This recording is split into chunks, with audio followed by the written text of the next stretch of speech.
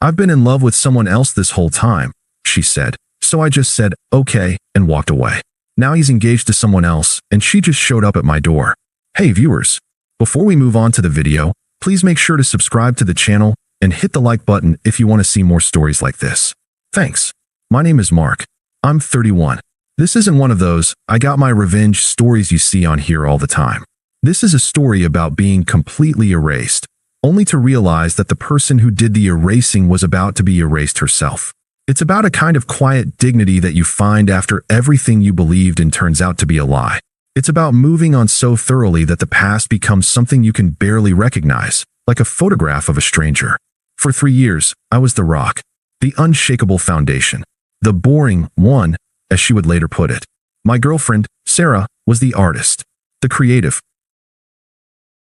She was an aspiring photographer, an incredible eye for capturing emotion in a single shot.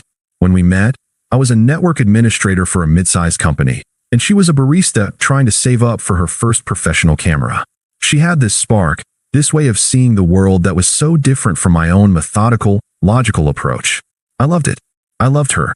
Everything I did for those 3 years was for her. Our entire life was built around her dreams. She wanted to move closer to a major city for more opportunities, so I found a job there, and we moved. The rent was steep, so I picked up a side gig doing freelance IT support on weekends to cover the difference. I didn't mind. I believed in her.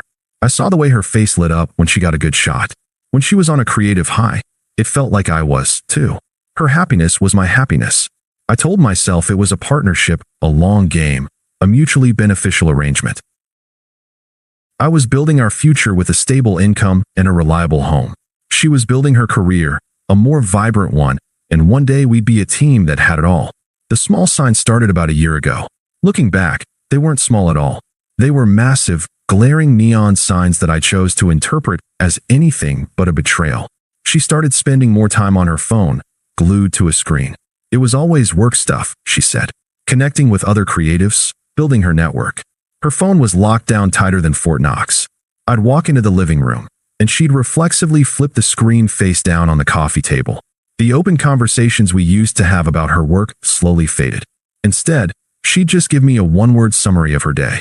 Then came the comparisons. A new name started popping up in her conversations, Alex. He was a photographer, too. She met him at a gallery event. At first, she spoke about him like a colleague, someone to exchange ideas with. Then the tone shifted. "Alex says the kind of work I'm doing is just a side hustle," she said one night, her voice heavy with judgment. "He thinks true artists don't have a 9 to 5. They live and breathe their craft." I remember laughing a little, trying to be lighthearted. "Well, I'm glad someone has a 9 to 5, or we couldn't afford this apartment." She didn't laugh back. She just looked at me with this cool, dismissive expression. The comments became more pointed, more frequent. They were always about Alex. "He lives in a converted warehouse loft," she said on another occasion, scrolling through her phone. "His entire life is a work of art. Not just his work." She'd talk about his travels, his connections, his passion. The word passion was thrown around so much it lost all meaning. It became an adjective used to describe everything he was and everything I wasn't. Alex was passion. I was a paycheck. Alex was a wanderer. I was a homebody. Alex was an artist. I was a commodity. I was just the guy who paid the bills, the financial safety net, the stable ground she could stand on while she reached for a different kind of life. A better one. One that didn't include me. I remember thinking, more than once, that I felt like a stepping stone. Like I was serving a temporary purpose, and when that purpose was fulfilled, I would be discarded. I pushed the thought away. I told myself I was being paranoid, jealous. She was just talking about her work. She was just talking about someone she admired. But every time she said his name, a little piece of me felt like it was crumbling away. I tried to talk to her about it. I sat her down and said, "Sarah, I feel like you're pulling away. What's going on?"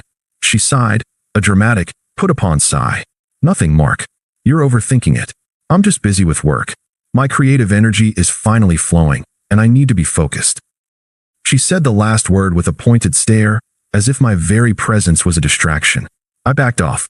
I told myself she was right, that I was being insecure. I told myself that her success would be my success. I believed it, right up until the day she came home with a different kind of look in her eyes. It wasn't the look of a person who'd had a good day at work.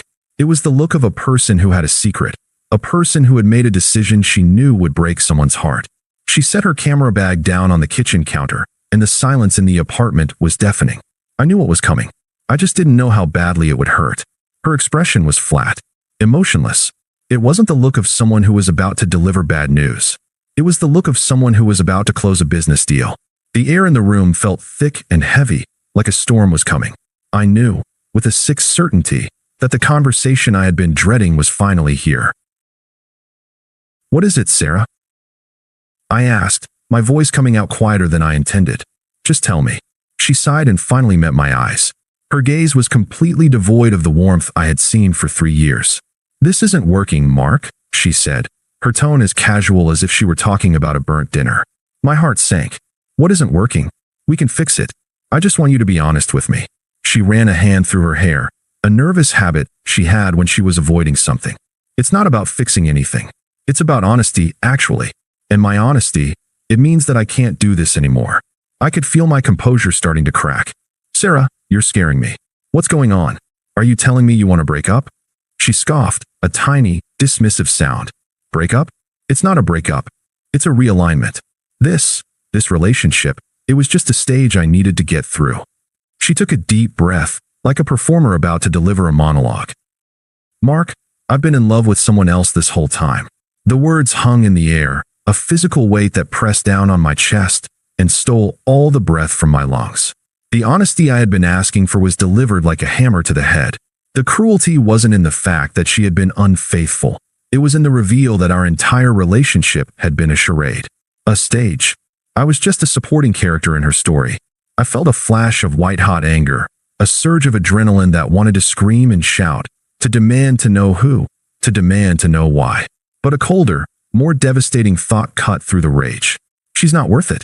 My face remained a mask of stone. "And I know what you're thinking," she continued, her voice gaining a sickeningly self-righteous tone. "You're thinking that this is your fault, that you weren't enough. But this isn't about you. You're a great guy, Mark. You're stable. You're so kind. But that's the problem. You're a rock. I need someone who moves, who understands the way a creative life works. I need a man who is a reflection of my own ambition." Alex gets it. The smugness was so thick you could cut it with a knife. She was doing this with an air of superiority, as if she were a benevolent god granting me the truth of my own insignificance. She thought I would beg, that I would plead with her to reconsider.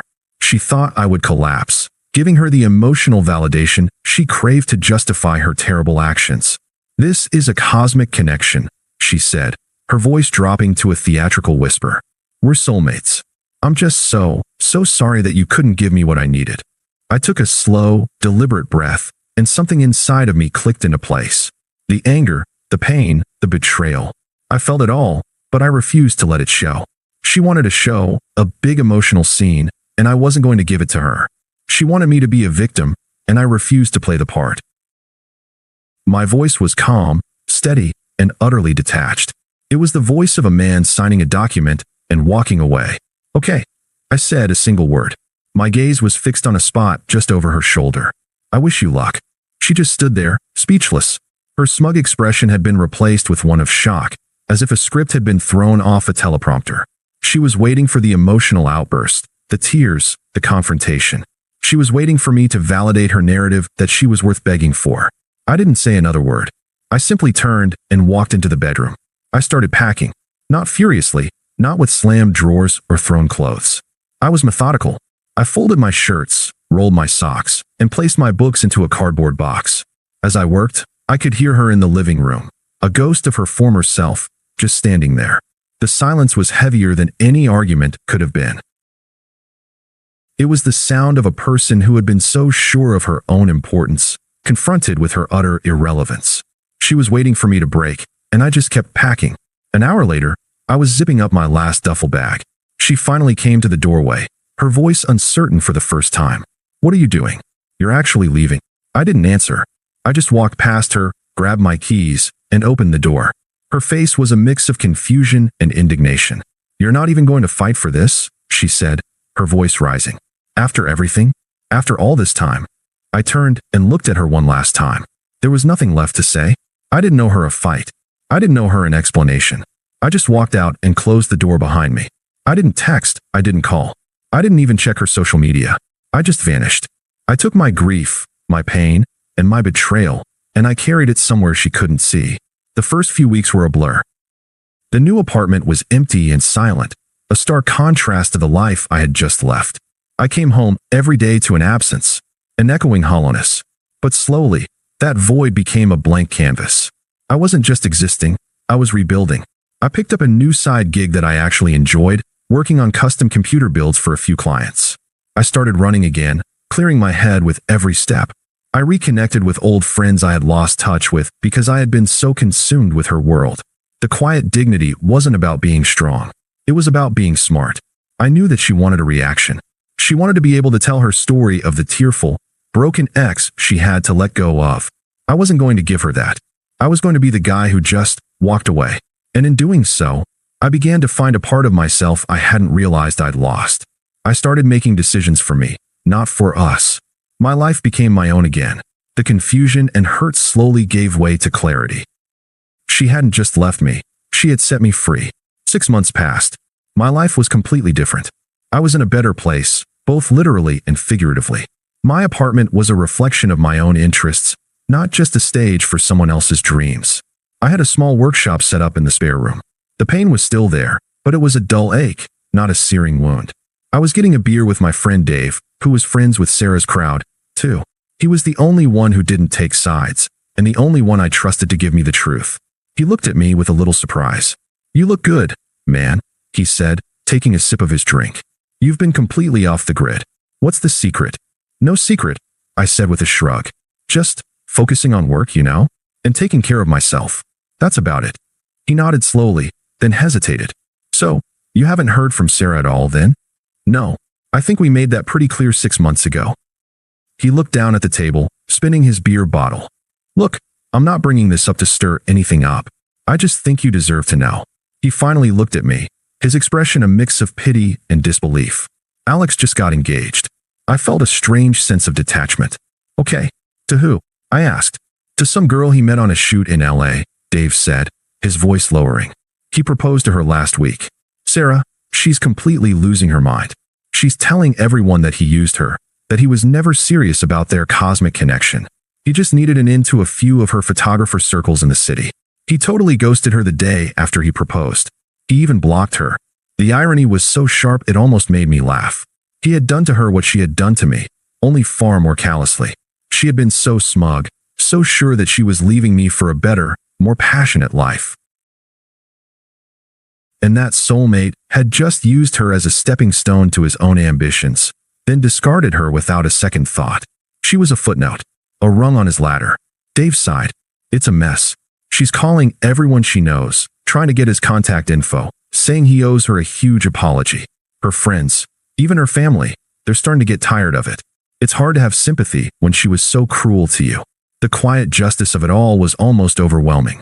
Sarah, who had believed herself to be so superior, so special, had been a backup plan all along. Alex had never been in love with her. He'd just been in love with the idea of what she could do for him. He had used her to get ahead, and she was the last to know. I took a long drink of my beer. I didn't feel any satisfaction, no sense of victory.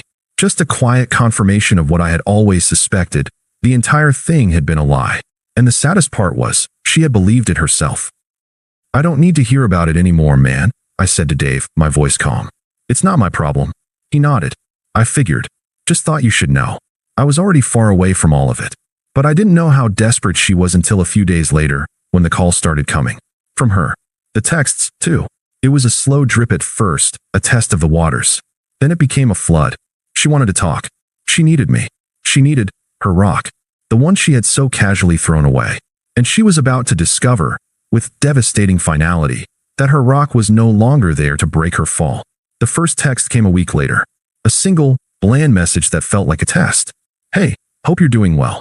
I didn't respond. A few days after that, another one. "I've been thinking about you a lot."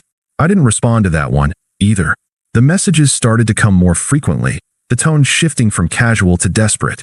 "I miss our talks. I miss you." She started calling. I never picked up. Her calls would go to voicemail, and she'd leave long, rambling messages. "I know I messed up, Mark.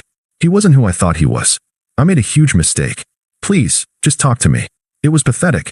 The woman who was too good for my boring life was now begging for it back. The irony was suffocating. Then her friends started calling. They found me through Dave, which I found out later. I picked up one day, thinking it was a work call. It was her best friend, Melissa. "Mark?" she asked, her voice syrupy sweet. "It's Melissa. Listen, I know you guys have some stuff to work out, but Sarah is a mess. She needs you." "Melissa," I said, my voice flat. "I don't know what you're talking about. There's nothing to work out. Please, she needs a friend right now. You were always so good to her. You need to be there for her." "That's not my job anymore," I said, a wave of cold detachment washing over me. "I'm not the same person she left, and I'm not her friend." There was a pause on the line, and her voice went from sweet to accusatory. "You're being cruel, Mark. How can you be so heartless?" "I'm not heartless," I said. "I'm just not hers anymore." I hung up the phone and blocked her number. Her mother even reached out. She sent a long text pleading with me to save her daughter. She wrote about how Sarah was losing herself and that she never should have left a good man like me. It was all a desperate attempt to manipulate me into playing the role of her savior. I read the message, put my phone down, and went for a run. The emotional charge from it all was completely gone. I didn't feel angry. I didn't feel sad. I just felt nothing. She was a stranger. Her attempts became increasingly erratic. She started posting cryptic messages on social media about how some people can't handle the truth and how some people choose to run from their problems. She even posted an old photo of us together with a caption about missing what was real. It was all a performance, a frantic attempt to get a reaction. She was trying to drag me back into her drama, but I was a ghost. I was in my new apartment on a Friday night. It was finally starting to feel like home. The walls were painted a deep gray, my new furniture was comfortable and clean, and my custom PC was glowing from the corner. It was a space I had built for myself. There was no art on the walls, just a few framed photos of my own, landscapes from solo hikes I'd taken. My phone was silenced, my night was quiet, and I was at peace. Then there was a loud, aggressive knock on my door. I looked through the peephole and saw her. It was Sarah. Her face was haggard, her makeup was smeared, and her eyes were red. She looked like a ghost of the smug, confident woman who had left me 6 months ago. She hammered on the door again. I took a deep breath. I felt no fear, no anger, no sympathy, just a sense of finality. I opened the door. She took a step back, her eyes wide as she took in the new place, the new me. My new apartment was bigger, cleaner, and filled with a quiet confidence that our old place never had. I didn't say a word. I just looked at her, my face a blank mask. "Mark," she said, her voice a cracked whisper. "I know this is crazy. I had to see you. I had to talk to you. I made a mistake. I've been in hell. Please, just let me explain." I tilted my head slightly. "Explain what, Sarah?" I asked, my voice calm and low. "The mistake you made? The hell you've been in? I'm not the one who should be hearing this. But you're the only one who understands me," she pleaded, reaching out a hand as if to touch me. I took a step back. "I was a fool. You were my rock. He was a lie. I know that now." I looked past her at the empty hallway. My gaze was detached, as if she were a delivery driver I didn't recognize. "He wasn't a lie," I said. "He was the truth. He was what you chose when you chose to leave. You said you were in love with him. You chose him. This is what you chose." Her face crumpled. "But he left me. He's engaged to someone else. Don't you see? I have nothing left." For the first time, I felt a flicker of emotion. Not pity, but a sense of profound clarity. I looked directly into her eyes, and there was no warmth, no love, no forgiveness. There was only the calm, unshakable truth. "I am not the person you left," I said, my voice unwavering. "That person is gone. The person you're looking for doesn't exist anymore. You showed me who you really were, and because of you, I learned a very valuable lesson about myself." "What did you learn?" she begged, tears streaming down her face. "Tell me." "I learned that I'm capable of building a life that doesn't need you in it," I said. "And that's a life I'm not willing to compromise for anyone." I didn't wait for a response. I just took a step forward, reached out, and calmly shut the door. The sound was quiet but definitive. It was the sound of a period at the end of a long, painful chapter. It was the sound of my future beginning. Thanks for watching. Make sure to subscribe to the channel and hit the like button. What do you think about this story? Share it in the comments.